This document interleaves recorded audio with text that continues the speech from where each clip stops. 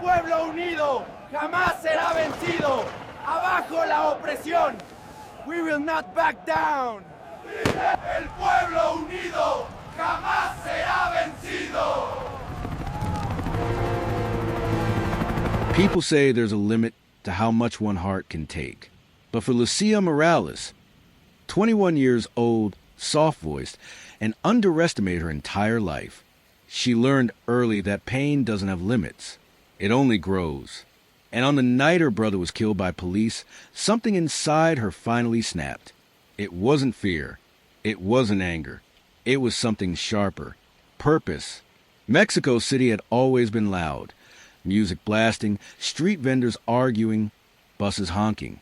But that night, it was a different kind of noise. The noise of thousands protesting, marching with signs, chanting for change. Lucia walked at the front of the crowd, tears streaking down her face, her brother Mateo's photo strapped to her chest. She had been an invisible girl her whole life, quiet, obedient, ignored.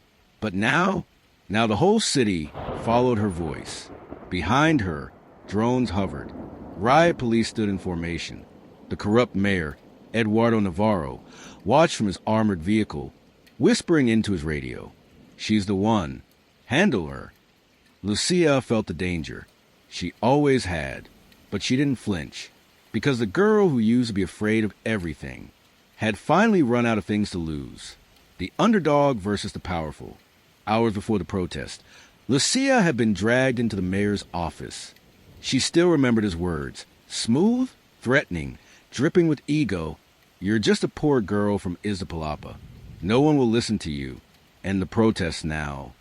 Lucia stared him dead in the eyes. You took my brother. You took thousands of our futures. We're done being silent. The mayor smirked and leaned back. You think your little anger will change anything? Lucia swallowed her fear. No, but our generation will. His smile vanished. You'll regret crossing me. And she did, but not in the way he wanted. The protest erupts. Back on the street, the marching crowd grew. Students, mothers, elders, taxi drivers, janitors. People were tired of disappearing, tired of corruption, tired of burying their loved ones. Lucia held a megaphone and shouted, "They can't kill you us all." The crowd roared. Navarro watched from behind a riot line, sweating. "Move in," he ordered. The riot police advanced. Shields up, batons ready. The first tear gas canister hit the ground with a metallic ping. People screamed. Children cried. The air burned. Lucia didn't run. She grabbed the canister with gloved hands and threw it back. The crowd exploded in cheers. Suddenly, bang! A rubber bullet struck a teenage boy beside her. He collapsed, blood pouring from his forehead. Lucia dropped to her knees, her hands shaking as she held him. "Stay with me, Niño. Please." He whimpered. "Don't stop marching." Those were his last words before he passed out in her arms. Lucia screamed for help. People cried, shouting for medical aid. And that moment, that death in her arms, changed her forever. She stood up slowly, trembling with grief and rage, tears blurring her vision. And then she walked directly toward the riot police. The crowd yelled for her to come back. She didn't. The chief of riot police raised his baton. "Stop or..." Lucia screamed. "If you strike me, you strike all of US." The crowd surged forward. The police hesitated. For the first time, power shifted. Not because she fought harder, but because she refused to bow. The power shift. Mayor Navarro shouted into his radio. "Arrest her. Now!" But something unexpected happened. The riot chief lowered his baton. "Sir, the cameras are watching. The world is watching." Navarro snapped. "Do your job." But the crowd was too large now. Too united. Too angry. Students climbed rooftops. Elderly women formed human shields. Fathers brought their children forward, chanting. Lucia stood tall in the middle of it all. And then an officer broke rank. He approached her slowly, removing his helmet, tears in his eyes. "My son, he died just like your brother," he whispered. "I'm tired too." He placed a shield at her feet. Another officer followed, and another, and another. Within moments, an entire line of riot police defected. The crowd screamed in disbelief. Lucia covered her mouth, crying hard. For the first time, it felt like justice was possible. But victory never comes that easy. From a rooftop of a government building, a sniper adjusted his scope. Navarro watched through binoculars, red-faced and shaking. "If she won't be silent," he muttered, "we'll silence her forever." The sniper locked onto Lucia. Her heart was still racing from the victory. She didn't see it coming, but someone else did. The same officer who defected earlier looked up, eyes widening. "Get down!" he screamed. He lunged toward her, tackling her to ground. A single gunshot cracked through the night. The crowd froze. Lucia's ears rang. Dust rose around her. The officer groaned, collapsing beside her, a bullet hole through his shoulder. He whispered, "Run, they're coming." Lucia looked at the rooftops. She looked at the helicopter rising in the distance. She looked at the shadows of armed men moving closer. And suddenly, the victory wasn't a victory at all. It was a trap. Lucia grabbed the officer's hand. "Who shot you? Who ordered this?" His voice trembled. "The mayor, but it's worse than that. He's hiding something huge." Lucia leaned closer as he forced out the final whisper. "It wasn't just your brother. He's behind all the disappearances. And your mother didn't die in that accident." Before he could finish, black armored mercenaries stormed the street. The crowd scattered. Lucia tried to pull him to safety, but a hand grabbed her from behind.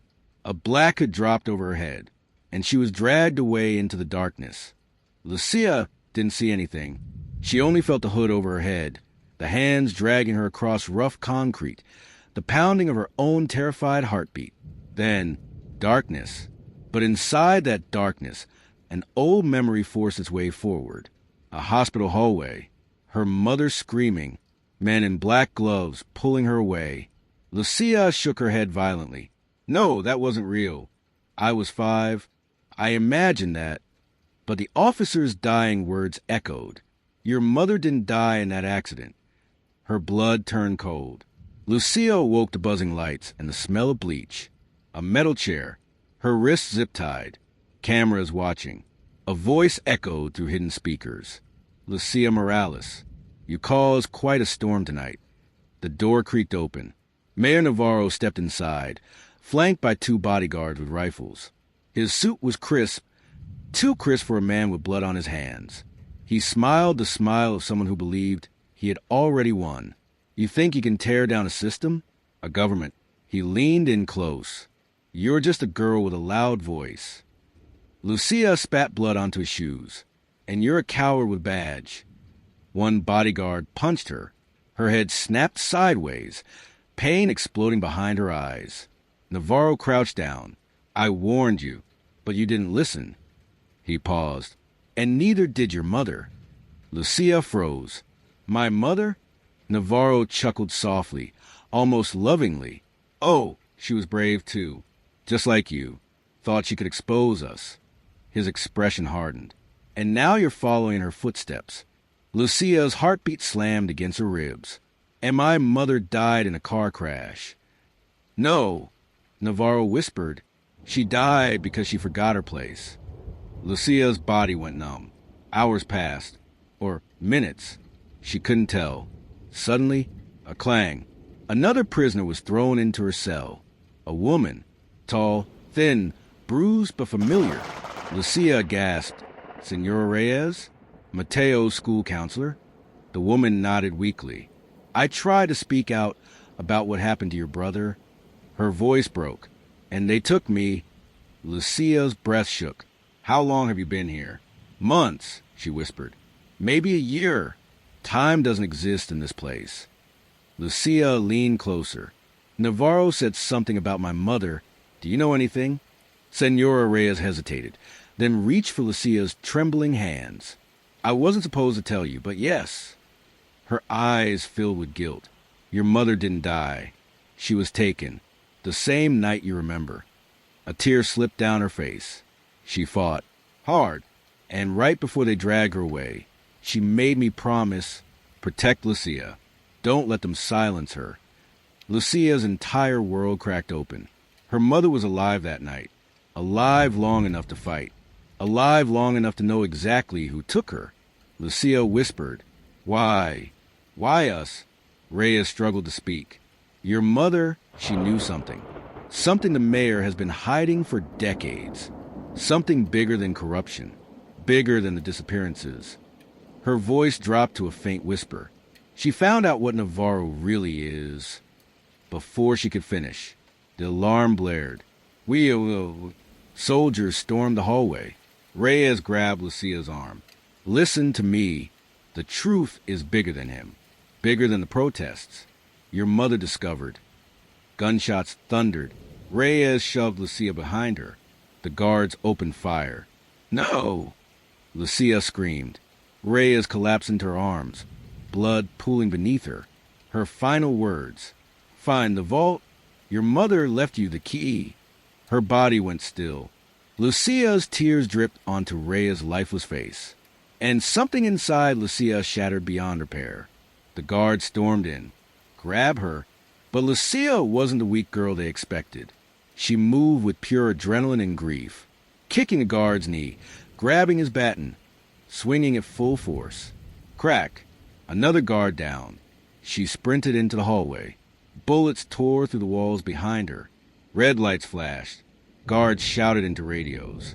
Footsteps thundered everywhere. But Lucia didn't stop. She found a stairwell, ran down 3 flights, kicked through an emergency door, and froze.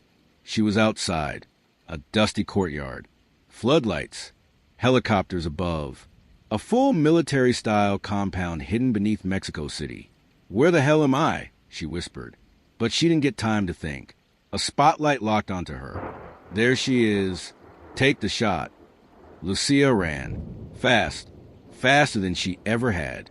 She slid behind a truck, squeezed through a drainage tunnel, crawled until her elbows bled. On the other side, a sewer grate. She kicked it open.